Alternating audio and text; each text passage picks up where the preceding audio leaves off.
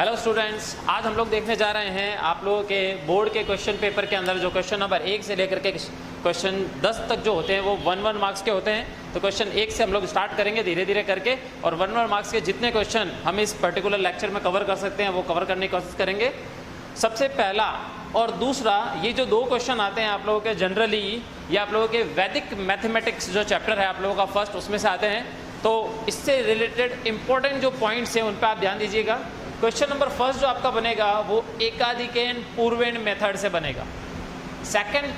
First के 3 topic हैं important, Nikhilam सूत्र और द्वंद्व योग, यानी इन तीनों में से कोई एक क्वेश्चन जो है आप लोगों का 1 नंबर का बनेगा।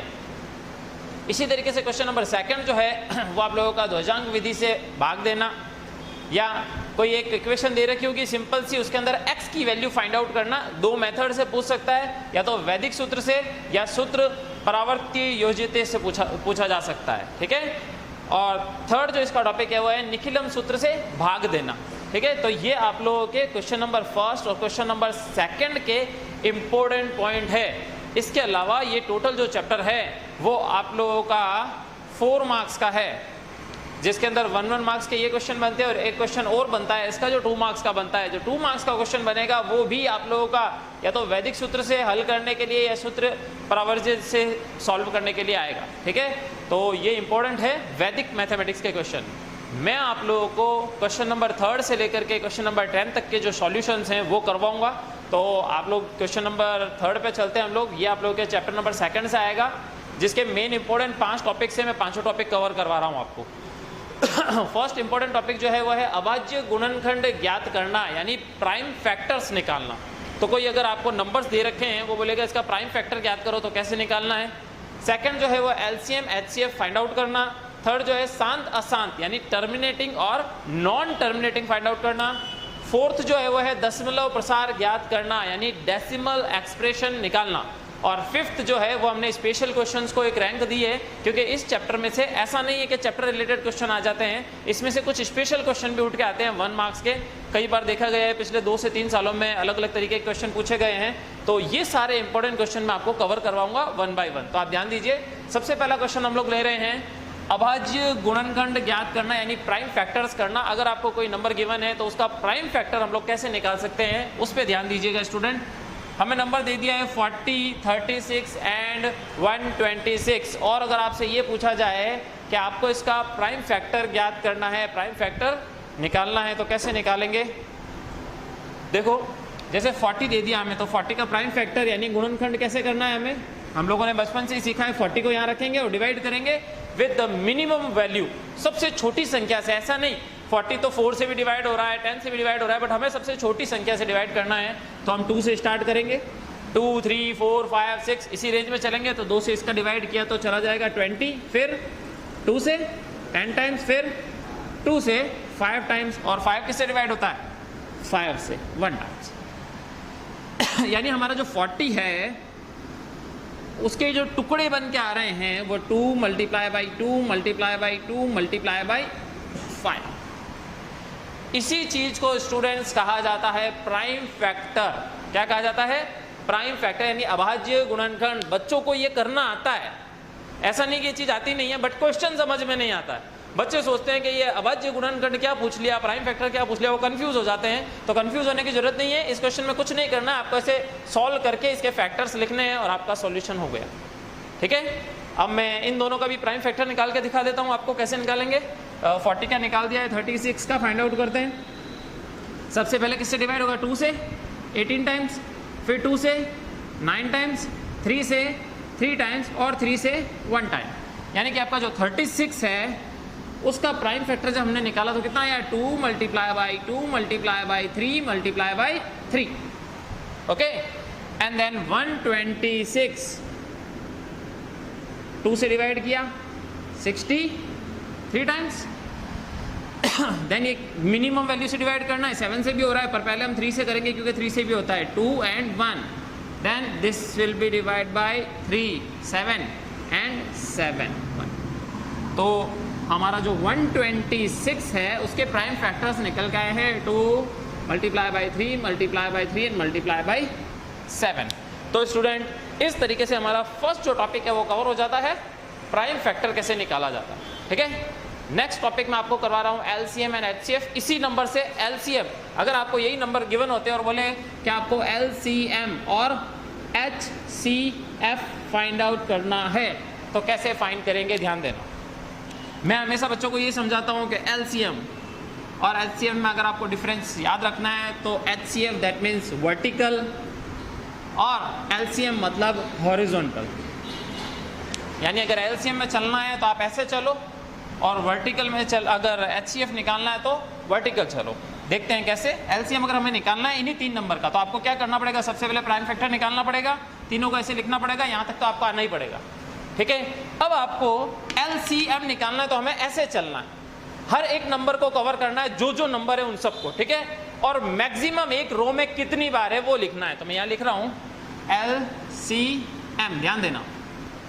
हमारे पास ऐसे चलने के लिए 1, 2 और 3 रो है और नंबर कौन कौन से अवेलेबल है, 2 है, 3 है, 5 है और 7 है। तो आप मुझे देख के बताओ इन तीनों लाइन के अंदर 2 मैक्सिमम कितनी बार आया है, मैक्सिमम कितनी बार आया है। हम हॉरिजॉन्टल चल रहे हैं तो मैक्सिमम कितनी बार है, देखो इसमें 1, 2, 3 बार है, इसमें 2 बार है, इसमें 1 बार है, तो हाईएस्ट कितनी बार है, 3 बार है। तो हम लोग लिखेंगे 3 बार। नेक्स्ट क्या आया, 3 की बारी है। 3 देखो मैक्सिमम, इसमें तो है ही नहीं, इसमें 2 बार है और इसमें 2 बार है, तो ज़्यादा से ज़्यादा कितनी बार है, 2 बार है। ओके, तो 3 is multiply by 3 and then बारी आती है 5 की। देखो यहाँ 1 टाइम्स और बाकियों में नहीं है, यानी कि एक ही बार है। हाईएस्ट लेना होता है हमें, तभी तो यहाँ पे हमें इसी चीज़ का ध्यान रखना है, हमें इसमें चलना है। ठीक है, नेक्स्ट बारी है किसकी, 7 की। 7 कितनी बार है, एक ही बार है, तो इसलिए हमने 7। सबको मल्टीप्लाई कर दो, 2 मल्टीप्लाई बाई 2 मल्टीप्लाई बाई 2 8, 72, 35,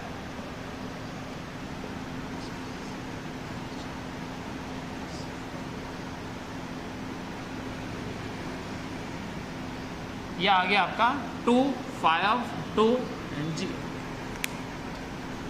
ठीक है स्टूडेंट्स, इस तरीके से हम लोगों को एलसीएम निकालना है। एलसीएम के लिए हम लोग कैसे चलते हैं, हॉरिजॉन्टल प्लेन में चलेंगे, 1 बाय 1 सारे नंबर्स को कलेक्ट करना है और हाईएस्ट मैक्सिमम कितनी बार वो नंबर आए हैं वो आप लोगों को लिखना है। अब बात करते हैं हम लोग एचसीएफ की। जैसा मैंने कहा वर्टिकल चलना है, ऐसे चलना है, और ऐसे चलते वक्त हमें ये ध्यान रखना है जो कॉमन आ रहा है, जो सारी में आए, मतलब हमने 3 लाइन लिखी है, 1, 2, 3 है, ऐसे चलना है और हमें देखना है कि तीनों में होना चाहिए अवेलेबल ऐसे नंबर्स। तो देखो 2 ये रहा, 2 ये रहा, 2 ये रहा, तीनों में है। उसके बाद 2 ये रहा, 2 ये रहा, नीचे है क्या, नहीं है। अच्छा, इसमें 3 तो है ही नहीं, देखो 5 भी है ही नहीं, कुछ और कुछ कॉमन है क्या। मैं वर्टिकल चलने की, खड़े से ऊर्ध्वाधर चलने की बात कर रहा हूँ, सब तीनों में कॉमन होना चाहिए। ऐसी कोई चीज़ नहीं है जो तीनों में कॉमन है सिवाय इसके, इस एक पेयर के अलावा कुछ नहीं है। देखो यहाँ पर 2 है, यहाँ 2 है, पर इसमें अब आगे 2 नहीं है, ये 2 ऑलरेडी ऑक्यूपाई हो चुका है इसके अंदर। ठीक है, तो हमारे पास इसका HCF जो आया है वो कितना आ गया स्टूडेंट्स, 2।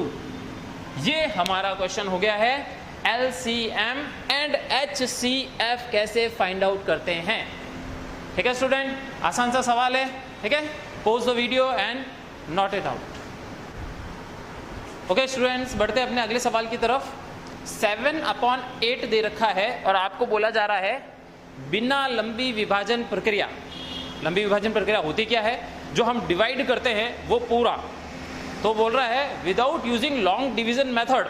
आपको लॉन्ग डिवीजन मेथड काम में नहीं लेना है, जो आप अब तक 10th तक काम में लेते आए हो उसको आपको काम में नहीं लेना है। और आपको ये बताना है कि ये जो नंबर है ये क्या शांत है या अशांत है, यानी टर्मिनेटिंग है या नॉन टर्मिनेटिंग है। तो उससे पहले ये समझना जरूरी है कि टर्मिनेटिंग, नॉन टर्मिनेटिंग, शांत और अशांत होता क्या है। ठीक है, तो स्टूडेंट मैं आपको बताता हूँ 17/8 को जब आप डिवाइड करोगे, मैं बेसिक लेवल पे पहले एक बार समझाता हूँ होता क्या है, उसके बाद क्वेश्चन को डायरेक्ट करना बताऊंगा। देखो 17 को 8 से जब डिवाइड करते हैं हम लोग, 8 दूनी 16, पीछे बच जाता है 1, फिर आ जाता है क्या, पॉइंट लगाते हैं यहाँ पर तो 0 उतार देते हैं, फिर ये गया आपका 1 टाइम 8, फिर 2 आया, फिर 0 उतार दिया, फिर 8 दूनी 16, फिर 4 बच्चा और 8 पंजे 40। कुछ ऐसा ये नंबर बनता। ठीक है, अगर डिवाइड करने के बाद नंबर एक जगह जाके खत्म हो जाता है तो हम कहते हैं कि वो नंबर टर्मिनेटिंग है, यानी टर्मिनेट हो रहा है, खत्म हो रहा है, यानी वो शांत है। और अगर कोई ऐसा नंबर हो जो खत्म ही नहीं हो और चलता रहे आगे तक, तो उस केस में वो होता है नॉन टर्मिनेटिंग यानी अशांत नंबर। ठीक है, तो अब बारी ये आती है, अपन ने जब इसको डिवाइड किया तो अपन को खुद को पता चला, देखो एक जगह जाके खत्म हो गया, तो हम कह सकते हैं ये नंबर कैसा है, टर्मिनेटिंग है, शांत है। वो क्वेश्चन में यही कह रहा है कि आपको ये नहीं करना है, आपको पूरा डिवाइड नहीं करना है और ऐसे नहीं देखना है, आपको बिना डिवाइड करे आपको बताना है कि ये नंबर जो है वो शांत है या अशांत है, यानी टर्मिनेटिंग है या नॉन टर्मिनेटिंग है। तो कैसे बताएंगे स्टूडेंट्स, इसके लिए एक बेसिक लॉजिक बताता हूं मैं, आप उस चीज को याद रखें हमेशा। देखो मानो ये घर है, इस घर के अंदर ये ऊपर की तरफ एक कमरा बना हुआ है और नीचे की तरफ एक कमरा बना हुआ, ठीक है। ऊपर की तरफ जो है एक कमरा ऊपर की तरफ है, एक कमरा नीचे की तरफ है। ऊपर जो है वो तो मकान मालिक रहता है और नीचे जो है वो उसने एक रेंट पे दिया है, और रेंट पे जिसको दिया है वो दिया है उसने मान लो किसी राम को दिया है, ठीक है। ये उसने उसको रेंट पे दे दिया। अब क्या है, मकान मालिक ने इसको एक कंडीशन पे दिया है। उसकी कंडीशन क्या है, उसकी कंडीशन ये है कि भाई तेरे को पढ़ाई करने के लिए दिया है तो तू ही यहाँ पे रहेगा, तेरे अलावा कोई नहीं आना चाहिए दूसरा। तो राम ने कहा भाई मेरा एक बेस्ट फ्रेंड है श्याम है, वो भी पढ़ने के लिए आएगा मेरे साथ में। तो मकान मालिक ने कहा कि चलो ठीक है, मैं तुम दोनों को अलाउ कर देता हूँ, तुम्हारे अलावा कोई भी आया तो फिर मैं अलाउ नहीं करूँगा। तो दैट मीन्स जब तक अगर यहाँ मानो राम अकेला है और पढ़ाई कर रहा है तो मकान मालिक उसको कुछ नहीं कहेगा, मतलब वो शांत रहेगा। अगर राम और श्याम दोनों बैठ के पढ़ रहे हैं तो भी उसको कोई दिक्कत नहीं है, वो शांत रहेगा। पर अगर उन दोनों के अलावा तीसरा कोई आ जाता है और वो भी बैठ करके उनके साथ पढ़ता है तो उस केस में हमारा मकान मालिक जो है वो कैसा हो जाएगा, अशांत हो जाएगा। तो पता चला क्या है, दो कंडीशंस दी है। सेम इसी तरीके से हमें यहाँ पर भी कंडीशन दी गई है, जब तक अपॉन में 2 की पावर का कोई वैल्यू या 5 की पावर का कोई वैल्यू रहता है तब तक ये शांत रहेगा, उसके अलावा कुछ भी आ जाए ये अशांत हो जाएगा। समझते हैं कैसे। सबसे पहला काम तो हमें यही करना है कि इन दोनों को डिवाइड करना है, क्योंकि हो सकता है मे भी कोई वैल्यू कैंसिल आउट हो जाए, इसलिए दोनों को डिवाइड करना है। 17 तो डिवाइड होता ही नहीं है, तो 17 का 17 बना रह जाएगा, ओके। और 8 के प्राइम फैक्टर्स निकाल के दिखाता हूँ, अभी हमने सीखा भी है। 8 2 से डिवाइड किया, 4 टाइम्स 2 से डिवाइड किया, 2 टाइम्स और 2 से डिवाइड किया 1 टाइम्स। तो 2 कितनी बार है, 1 2 3, तो मैं कह सकता हूँ 2 दी पावर 3। आया समझ में। तो ये हमने इसके प्राइम फैक्टर कर दिए। ऐसा करने के बाद आप देखोगे कि नीचे की तरफ मैंने 2 ही कंडीशन दी थी आपको। नीचे की तरफ क्या होना चाहिए, या तो 2 की पावर वाला कुछ या 5 की पावर वाला कुछ। अगर इन दोनों में कुछ भी है तो ये कैसा है, शांत होगा, अदरवाइज कैसा होगा, अशांत होगा। हमने अभी डिवाइड करके भी देखा था, ये कैसा था, शांत था। और अब देखो 2 की पावर 3 आ रहा है, इसका मतलब ये प्रूव हो रहा है ये कैसा है, शांत दशमलव प्रसार है, ठीक है। अगर इसके साथ में 5 की पावर का कुछ आ जाता, फॉर एग्जाम्पल मानो ऐसा कुछ बनता है 17/2 दी पावर 3 5 की पावर 2, ऐसा कुछ होता, तो उस केस में कैसा होता, ये शांत होता। कैसा होता, शांत होता, क्योंकि हमने यही कहा है कि 2 केसेस को उसने अलाउ किया है। मानो ऐसा होता कि 2 की पावर नहीं होता, सिर्फ 5 की पावर होता, उस केस में भी ये शांत होता, यानी 2 की पावर 5 की पावर और 2 और 5 की पावर दोनों साथ में। हर केस में एक ऐसा होगा शांत, यानी टर्मिनेटिंग होगा। बट अगर 2 टू दी पावर 3 5 की पावर 2 एंड 3 की पावर कुछ भी या 7 की पावर कुछ भी, ऐसा कुछ आ जाए साथ में, तो ये तो थर्ड वैल्यू आ गई। तो उस केस में कैसा हो जाएगा, नॉन टर्मिनेटिंग, यानी अशांत हो जाएगा। ये इज इट क्लियर, बात समझ में आई आपको। तो इसके लिए आपको सिर्फ ऐसा नहीं है कि ऐसे सॉल्व करके लिख दिया कि शांत होगा, आपको एक लाइन स्टेटमेंट लिखना पड़ेगा। आपको क्या लिखना पड़ेगा, दी गई आवृत्ति यानी फ्रीक्वेंसी जो है उसमें मैं इसको, क्योंकि ये एक रेशनल नंबर है और रेशनल नंबर P/Q के फॉर्मेट में होता है, तो इसे हम Q बोल रहे हैं। Q is equal to, Q जो है वो 2 की पावर n 5 की power m। Q is in the form of 2 raise to power n and 5 raise to power m, ठीक है, ये इस फॉर्म में है, के रूप में है, के रूप में है, अतः यह शांत है या शांत आवृत्ति है। Because of this we can see because of q is equals to 2 raised to power n and 5 raised to power m in the form of q is equals to 2 raised to power n and 5 raised to power m, so that this is a terminating frequency. Is that okay? बात समझ में आई करना क्या आप लोगों को?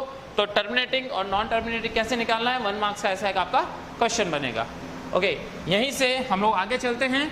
Same आगे बढ़ता हुआ एक क्वेश्चन और है, वो कह रहा है कि अगर शांत है अशांत है तो आप इसका दशमलव प्रसार ज्ञात कीजिए। दशमलव प्रसार क्या होता है, डेसिमल एक्सप्रेशन होता क्या है उसे समझते हैं। अभी हम लोगों ने डिवाइड किया था, देखो डेसिमल एक्सप्रेशन सबसे पहली बात तो तभी निकलेगा जब वो फ्रीक्वेंसी शांत होगी, यानी टर्मिनेटिंग होगी तो ही निकलेगा, अदरवाइज नहीं निकलेगा। अब मान लो ये टर्मिनेटिंग है, क्योंकि अभी हम लोगों ने निकाला ये कैसा है, शांत है, टर्मिनेटिंग है। क्योंकि शांत आ गया तो अब कह रहा है कि आपको इसका डेसिमल एक्सप्रेशन निकालना है। डेसिमल एक्सप्रेशन क्या चीज़ होती है? डेसिमल एक्सप्रेशन होता है स्टूडेंट जो हमने डिवाइड करके ऊपर जो नंबर निकाला था अभी 2.125, वो हमने डिवाइड करके निकाला था। बिना डिवाइड किए आपको निकालना है, बिना लॉन्ग डिवीजन मेथड के आपको निकालना है। तो कैसे निकालेंगे स्टूडेंट्स, ध्यान देना। हमें क्या करना होगा, 17/2 to the power 3 तो है, ऊपर और नीचे दोनों तरफ, नीचे और ऊपर दोनों तरफ 5 की पावर ऐसे से मल्टीप्लाई करना है ताकि ये 10 की पावर बन जाए, दोनों की पावर सेम रहे। तो देखो 2 की पावर 3 है, 5 की पावर कितना रखूं कि दोनों सेम रहे, तो 5 की पावर 3 रखूंगा तभी दोनों सेम रहेगा। ठीक है, मानो यहाँ पे 5 एक और होता और तो 5 की पावर 2 रखते थे, 3 बन जाता दोनों मिला के, और ऊपर भी आपको 5 की पावर 3 से करना पड़ेगा। ठीक है, अब देखो 17 × 5 की पावर 3 कितना होता है स्टूडेंट्स, 5 की पावर 3 125, और अपॉन में आपका कितना आ जाएगा, देखो 5 × 2 कितना होता है भाई, 10 की पावर 3। यही तो बनाना है हमें, ऊपर दोनों को मल्टीप्लाई कर देते हैं। तो मल्टीप्लाई करोगे इसको तो ये बन जाएगा आपका कुछ 2 1 2 5, ये आएगा कुछ। ठीक है, और अपन में आ गया 1 2 3 0।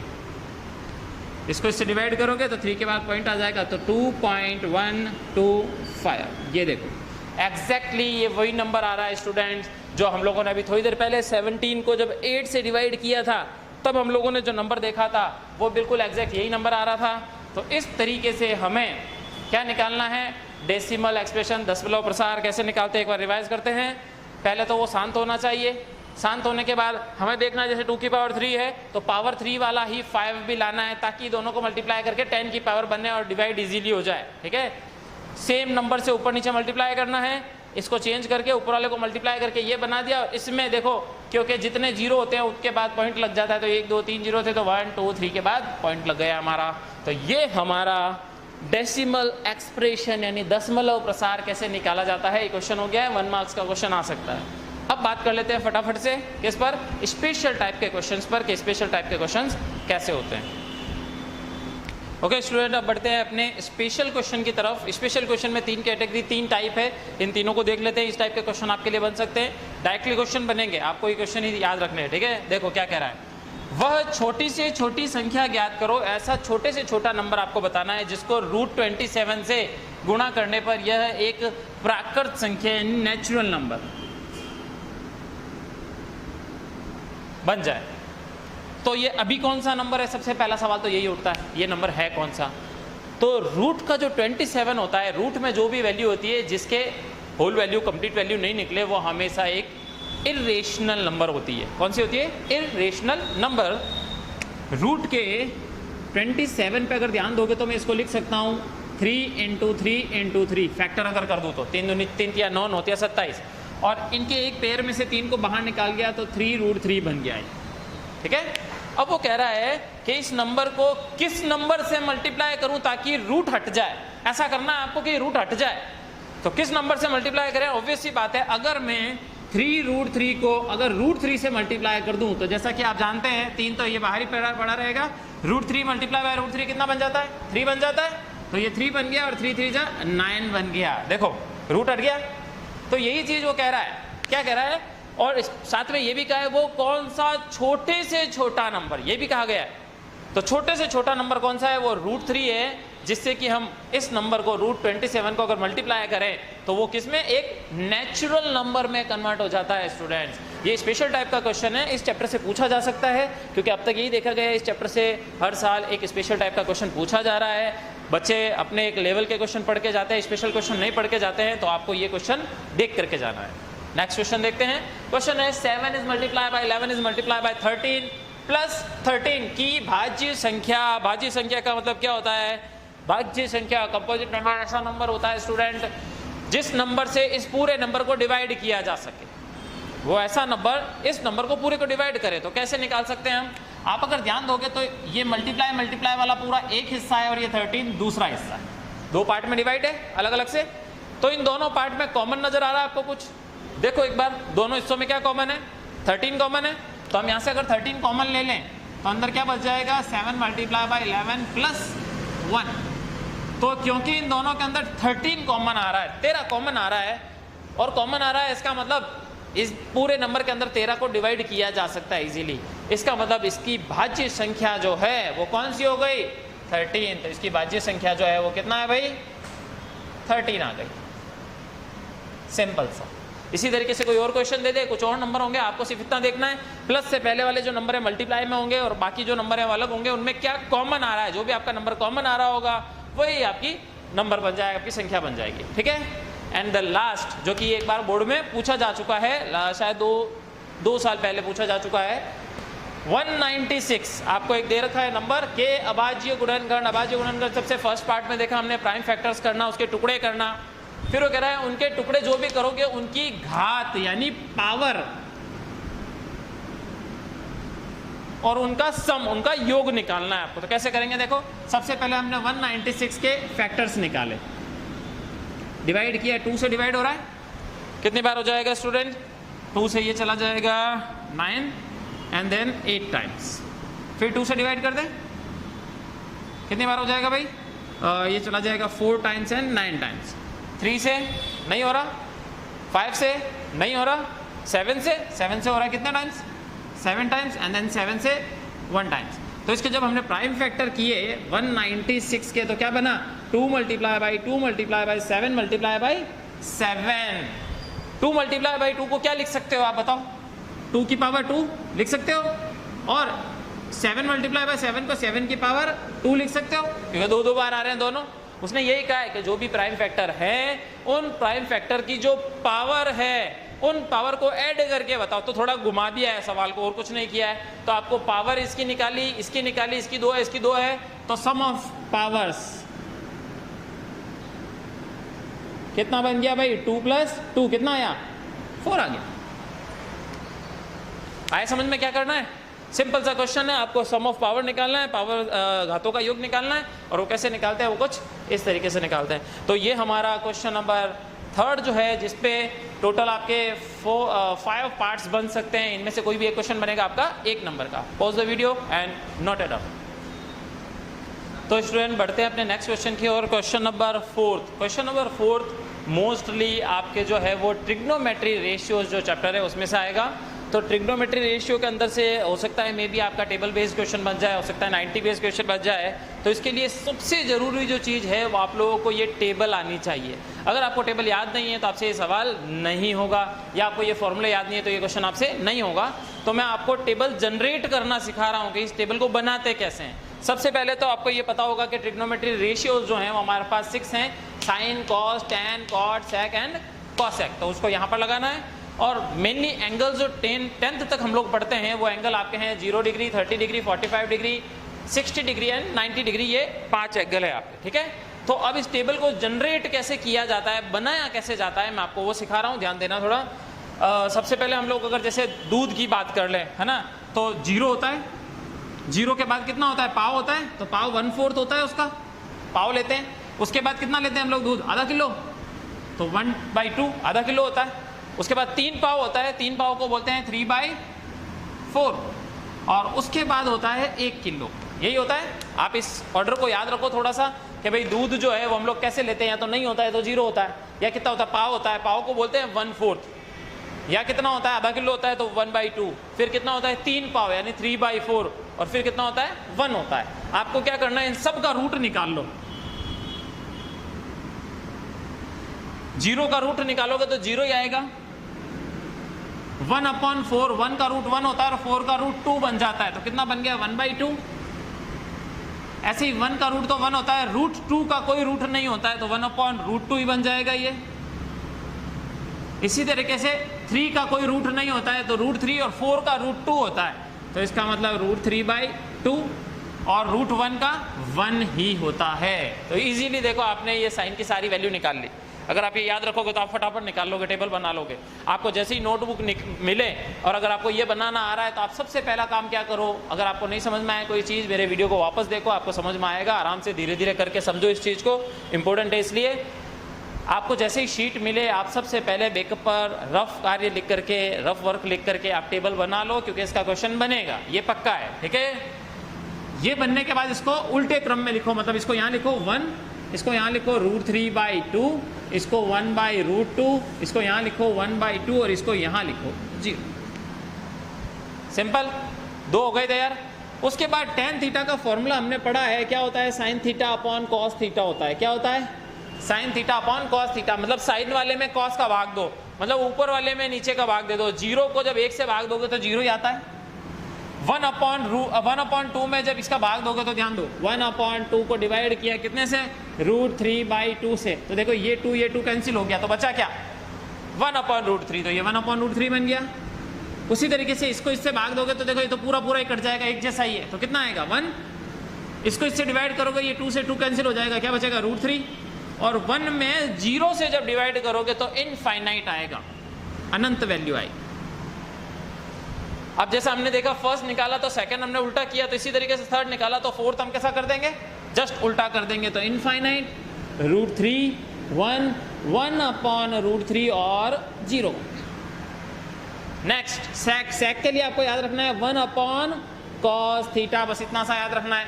1/cos θ का मतलब क्या है, जो भी cos θ वाला है उसका उल्टा लिख दो, उसको जस्ट उल्टा करके आप लिख दो, तो 1 का उल्टा 1 ही होता है। 1 का उल्टा 1 होता है। अच्छा, इसका उल्टा करोगे क्या बन जाएगा, 2/√3 बन जाएगा। इसका उल्टा क्या बन जाएगा, √2 बन जाएगा। इसका उल्टा कितना बन जाएगा, 2 बन जाएगा, और 0/1 है, 1 ऊपर जाएगा तो 1/0 कितना हो जाता है स्टूडेंट, इनफाइनाइट, ये बन जाएगा हमारा। और कॉसेक के लिए जस्ट रिवर्स उल्टा लिख दो, यानी इनफाइनाइट, 2√2, 2/√3 और 1। तो ये हमारा स्टूडेंट्स हम लोगों ने अपनी जो टेबल है वो कंप्लीट की है। इस तरीके से आप टेबल को कंप्लीट कर सकते हो इजीली।